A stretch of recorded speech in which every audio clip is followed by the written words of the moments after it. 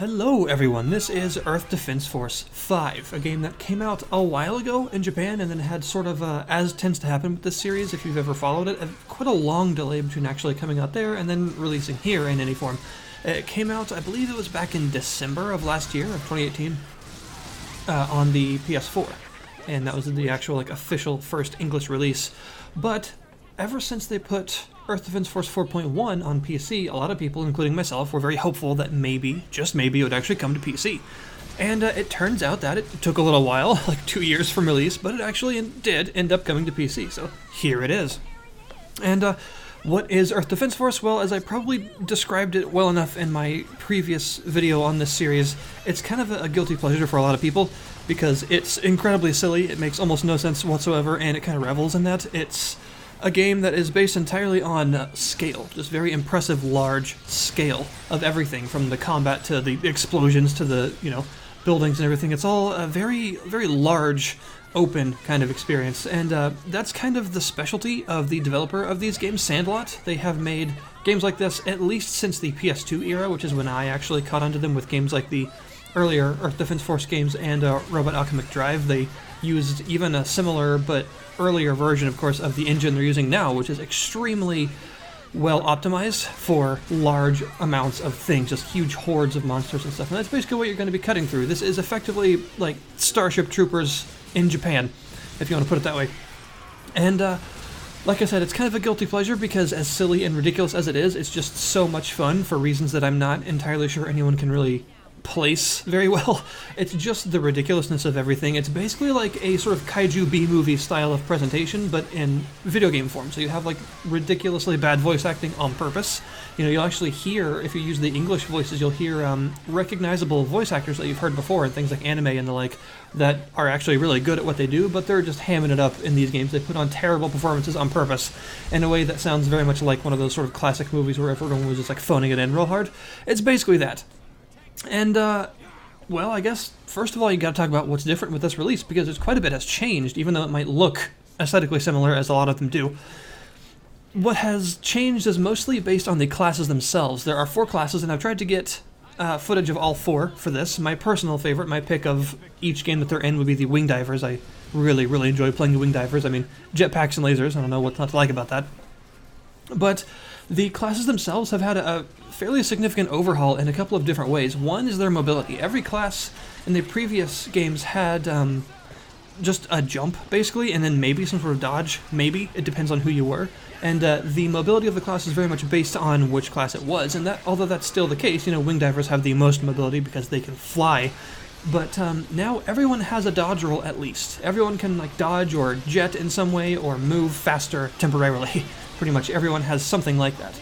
And that's really kind of a significant balance change in terms of the game, because that makes everything feel sort of faster, and every enemy in the game and every attack is allowed to be faster because you can react faster to it no matter who you're playing. So the whole gameplay loop just feels a bit faster than it used to, a little bit more frantic, and that's kind of saying a lot because, well, Earth Defense Force, that's sort of its thing. But they've also added some other sort of quality of life changes. For instance, you may notice on a lot of the classes, when using certain moves or doing specific things, the class will project this white ring around yourself, and that is like a collection ring. Because in all the games, there are crates that are dropped just all over the place, health crates, armor crates, and weapon crates, and you'll need those to make your classes stronger. And normally you had to go around and collect all of those individually, but now with this ring, it's like an extension of your pickup range, so you can actually jet between multiple different crates and pick them all up at once without having to individually run into each of them, which makes the whole picking up crates thing a bit less tedious because you can just do it en masse a lot faster than you used to be able to, which again adds to the whole speed focus of the game that it seems to have. There are also some quality of life changes in regards to those crates. In the previous games, when you picked up a weapon or armor crate, it was applied automatically to the class that you were playing at the time. So if you were playing a ranger, then you got ranger weapons and you got armor towards the ranger. In this case, though, it actually applies to all classes sort of selectively. So for instance, when you pick up armor, a percentage of the armor that you actually obtain throughout playing the mission is, most of it is towards the class that you were playing at the time, but a small bit of it goes to all of the other classes as well, which means that you're slowly going to be making them more powerful, technically, even without actually playing them, so that starting with them doesn't feel like starting over again necessarily, because they'll have a bit of a leg up from the beginning now that you've gained extra defense with them. And the weapons work the same way. Most of the weapons you collect will be for the class that you're playing. However, a portion of, it seems about like 25% or so, I can't say exactly how much it is, but it's about 3/4 tend to be for the class you're playing, and the other quarter-ish tend to be for the other classes. And there's the normal weapon pickup system is in the game, as in like each mission has a certain level range, and every weapon or piece of equipment has a level to it, so that later missions and higher difficulties allow you to get better and better stuff. And that all applies to all of the crates, even the ones that you get for other classes, which means you can play a high-level mission and get high-level weapons for a different class than the one you're playing, and thus give it a bit of a head start when you want to switch to it. I really, really like this system, and I think it's a bit overdue, because one of the best parts of Earth Defense Force, besides all the massive destruction, is the idea that you have a huge amount of variety, and this game is even more so in that regard, because there are about 1,000 weapons this time around, which is ridiculous, and like I said, each of the 4 classes has had some changes, so the way that it felt previously almost felt like it kind of discouraged you from changing, because once you had a whole bunch of armor built up and a whole bunch of cool weapons built up for one class, it felt kind of crappy to change to another one where you had to basically start all over again unless you were in the mood for that. So the ability to actually work a little bit towards all the other classes while playing one of your choice makes switching to them a lot less painful and more interesting, so I think that's a very good change. I mentioned some other changes to the classes, one of which is that the Rangers have their own vehicles now. Basically every class has some extra equipment that they didn't have before, as well as just more varied equipment than before. So for instance, Rangers can get vehicles that are different from the Air Raiders vehicles, things like usually smaller ones or small squad support things like helicopters, tanks, things of that nature. And they also have a sprint, as you're seeing right now, and a selection of sort of support equipment, things like boosts to their movement speed or how much damage they can take and things like that. Like, instead of the Air Raiders kind of party-wide boosts meant for multiplayer, basically, the Ranger has boosts mostly meant for themselves, which is pretty interesting, and it gives them a bit of a different niche than they had before, or I suppose it kind of carves their niche out deeper. The Air Raiders have even more stuff available. They have like 3 weapon slots now and a vehicle slot, and you can get all sorts of other non-weapon things for them, like big support pylons that do various things, and of course your classic artillery strikes, mortar strikes, missile strikes, all sorts of cool stuff like that. The laser-guided cruise missiles are very fun, and they are probably the one that's changed the least, but there have just been a bunch of sort of various things added to them, not new things, just more things, like better vehicles and stuff. And also, I will say one big change, the helicopter controls are now usable, because in 4.1, helicopters were very difficult to fly. They didn't fly exactly like you would think. The controls were not intuitive at all, and it was kind of clunky to actually move them around. Now, the helicopters do actually fly in a more intuitive way and actually make some sense, which is great. And you also have things like powered exoskeletons now as a new type of vehicle for the Air Raider, which are basically mechs. They are, small-ish, street-sized mechs that allow you to roam around and destroy things. They're incredibly fun and probably my favorite part of playing an Air Raider.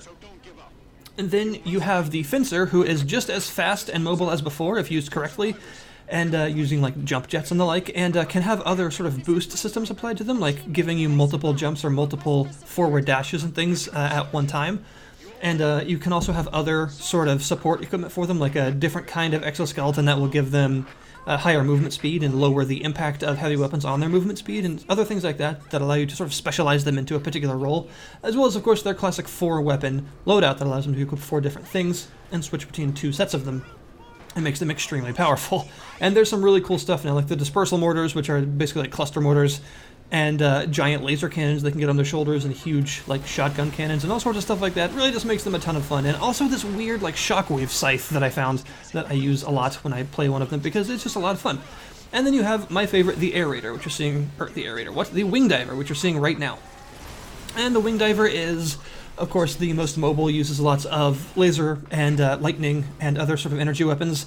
And one of the big changes for their equipment has been that they actually can equip a reactor now, because the way that this class always works is that they have a sort of energy gauge, and the gauge is drained by their attacks and by jetting around, and you have to wait for it to refill to use more of it. And now you can actually equip different reactors that will specialize that in different ways, so things like making it recharge faster, or having just a huge amount to deal with, or maybe boosting your forward movement speed, or making the weapon energy recharge faster, so if you use it for like high drain weapons it's more effective, all sorts of stuff like that, different sorts of reactors that can specialize them.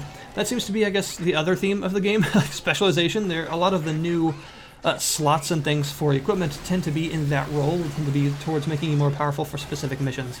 As far as those missions themselves go, there are a ton of them, about 150, I believe-ish, and they're quite varied in the things that you'll be doing, and a lot of the things that you're used to now have new aspects to them. Like, for instance, the cave missions have much larger sort of chasms in them now that can have huge enemies and stuff like that, whereas before they were mostly relegated to large swarms of small enemies. Now they're sort of mixed together. And the enemies themselves have been changed up a lot as well. Like, the guys you're seeing in the background now are kind of like the replacements for Hectors in the previous games, the big, huge robots with giant arms.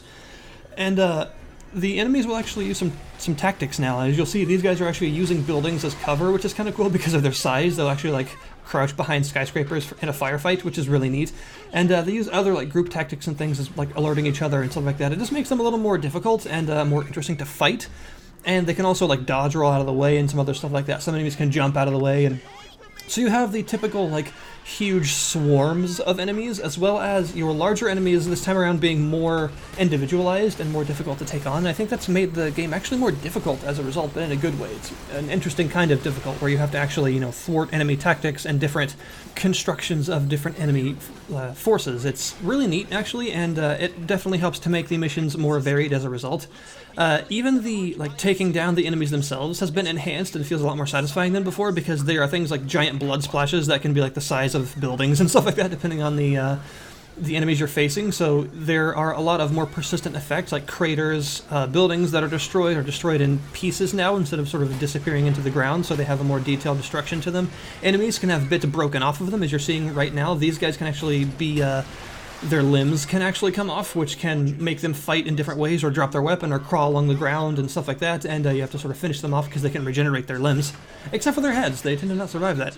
And even other enemies, like the spiders and the ants and things that you're used to facing, bits can come off of them as well. They can come to pieces. All their, like, their exoskeletal sort of shells can be thrown off of them in huge, like, clouds of stuff. It's actually really cool, and it's added a lot to the combat satisfaction, I would say, of the games, because the games have always been really satisfying about just blowing up huge hordes of things, but when those things actually come to pieces in really interesting ways, it makes the whole blowing up process even more satisfying than it was before. Overall, I think it's a really good addition to the series. I think it's probably the best one to date, just because of the massively increased enemy variety and weapon variety that's available. You know, the two main things about the game, the things to kill and the ways to kill them, basically, are now enhanced in satisfaction and variety in big ways. So they've really they've put forth a really good effort with this one, just in terms of actually making it more. It's more of everything in the way that a classic sequel generally used to be, where it's sort of the same thing but better and more. That's kind of what they've went with here, and it's actually succeeded quite well. And it's created some pretty fun little playgrounds, I think, because in multiplayer, of course, you'll be able to do all sorts of things at various scales and probably accidentally blow each other up constantly. And you have a lot of new missions and ways to do that. Like, even some more interesting stuff like stealth-related. There's actually like a bit of a focus on some stealth here and there, which makes the combat with the aliens feel more like guerrilla warfare, which is kind of cool, because that's sort of the point of it. Almost, I guess you could say almost like XCOM combat tends to be. It's like, you know, you're against a vastly more powerful force, so you have to sort of use some trickery. That's kind of what you're doing here with, like, little guerrilla units and some other stuff like that. You have things like night raids, you know, attacking enemy positions under the cover of night or under the cover of fog or a dust storm and stuff like that. There are actually weather effects now, so it's just more varied in pretty much all the right ways. The game is a bit expensive, I will say, because actually, if you look at the PS4 version of the game, it's still at full price right now. It's still $60, which means that, yes, indeed, the PC version is also $60, and some people might not want to pay that for a game that came out in December. But I guess if you're a fan of this series, then you probably know if you want to or not. You know, it's the same thing but more, and that's exactly what I wanted. It is available on Steam right now in the link below this video. It was available, I will say, for the first week for like a 20% discount, almost like a sort of loyalty thing, like the devs giving us a bit of an olive branch, which is really, really nice of them, and they didn't actually have to do that, so I'm glad they did. But yeah, that is Earth Defense Force 5. I think it's... If it's anything in terms of where the series is going, they tend to be sort of ramping it up and showing what it can really do by introducing new things that definitely sort of tackle some of the longer-standing problems of the series that people have sort of, you know, fans of the series have liked it in spite of them being there. But if you actually want to tackle them head-on and change them and make people like it in a different way now, that's actually a really good idea, because, you know, when a series has gone on for a while, you want to actually start to think about some of the common complaints that have been leveled at it over over the times, and the enemy variety and the enemy AI was definitely one for this game, and it has been thoroughly tackled, I feel. So this is Earth Defense Force 5, available right now on Steam, in Steam, I guess technically both are correct. Below this video you can find the link to the page, and yeah, if you like this video, feel free to like it. If you didn't, feel free to dislike it and tell me why. And thank you guys very much for watching. By the way, I got a new microphone recently, so if this video sounds very, very different, bear with me a little bit while I sort of hone all the effects and the volumes and everything in the way that I need them to be. Thank you guys very much, and I'll see you next time.